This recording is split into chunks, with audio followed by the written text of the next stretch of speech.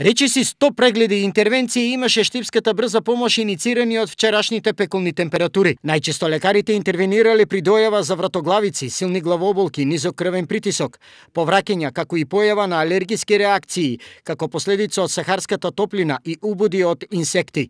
Денеска состојбата е релативно помирна со само неколку интервенции од спомнатите причини за итни лекарски интервенции. Апелот на лекарите како граѓаните полесно да се справат со високите температури е да не излегуваат на сонце во периодот од 11 до 17 часот, да консумираат повеќе течности, свежа вода, никако алкохол, а хронично болните редовно да ја примаат препишаната терапија. Доколку се мора да се излезе, тогаш потребно е да се носи лесна со светли бои облека, наочари за сонце и капа.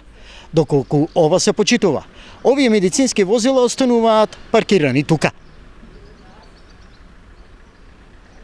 Метеоролозите велат, ваквото време ќе потрае до утре попладне, кога се очекуваат врнежи од дожд, проследени со грмотевици, а на некои места не е исклучено и појава од град.